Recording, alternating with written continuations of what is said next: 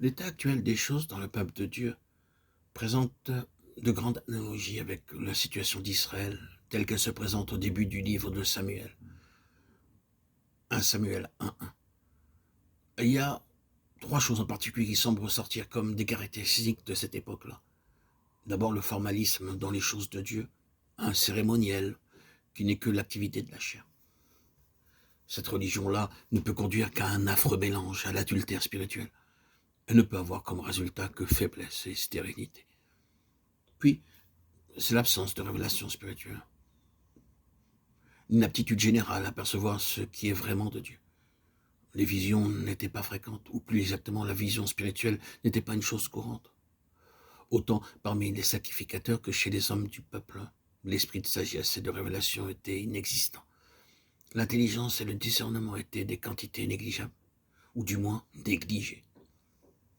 Enfin, troisième point, la menace constante que représentaient les Philistins. Ils finirent du reste par avoir le dessus.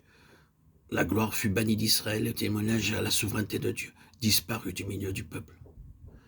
Si nous nous souvenons que les Philistins représentent toujours l'intrusion de l'homme naturel, incirconcis, Colossiens 2, 11-12, dans les choses de l'esprit, nous devons alors reconnaître qu'il y a là un ensemble de circonstances bien suggestives, que ceux qui ont les yeux pour voir apprécient même s'il y a un rapprochement à faire entre cette époque-là et la nôtre.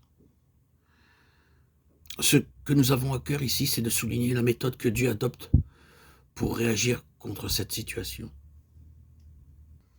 Deux choses apparaissent immédiatement avec une parfaite évidence. La première, c'est que Dieu n'est pas satisfait de cet état de choses. Il n'en prend pas son parti.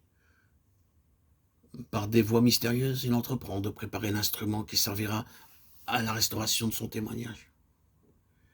Il est non moins clair ensuite que cet instrument ne pourra surgir qu'à la suite d'un travail intérieur tout particulier et profondément douloureux. C'est Samuel qui représente cet instrument et Anne le labeur qui le produit. Ce qui ressort dans ce premier chapitre du livre de Samuel, c'est que pour atteindre le résultat cherché, il faudra beaucoup plus que le cours naturel des choses. Les moyens habituels n'y parviendront pas. Il est même parlé formellement d'un acte délibéré de la part de Dieu contre ce cours naturel des choses, au verset 6 du chapitre 1. L'état d'Anne est le fait de Dieu. Dans d'autres domaines, quand il s'agit d'objectifs moins importants ou d'un caractère plus général, la méthode habituelle peut être suivie. Mais Samuel n'est pas un instrument accidentel, il a été connu d'avance et prédestiné. Et cependant, au point de vue humain, il est une impossibilité. Pourquoi le Seigneur s'y prend-il de cette façon?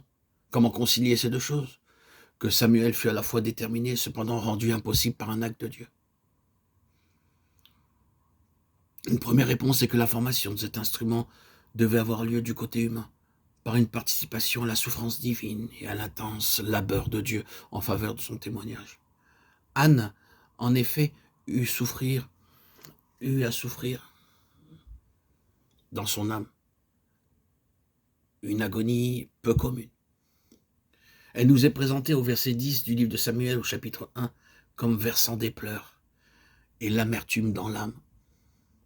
Ce n'était pas simplement l'intérêt personnel qui l'inspirait ou une fin égoïste.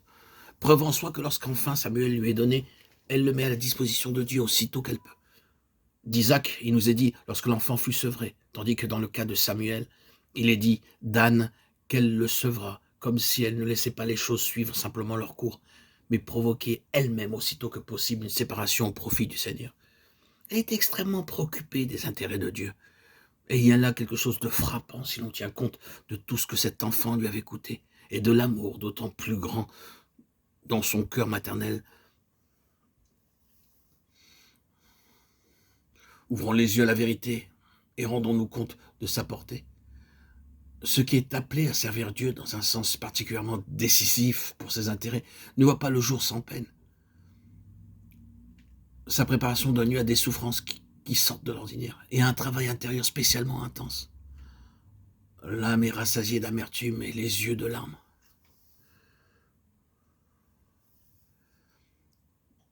Pendant un temps parfois prolongé, il semble qu'il n'y aura rien. Le cœur reste blessé, chargé de tristesse, sans voir autre chose qu'une stérilité qui paraît éternelle. Et cependant, il est incapable d'accepter philosophiquement cet état de fait. Le fatalisme voudrait qu'il capitulât, mais il s'y refuse, car pour lui Dieu demeure une réalité. Il espère contre toute espérance et dirige un regard plein d'expectatives vers celui qui ressuscite les morts et appelle les choses qui ne sont pas comme si elles étaient.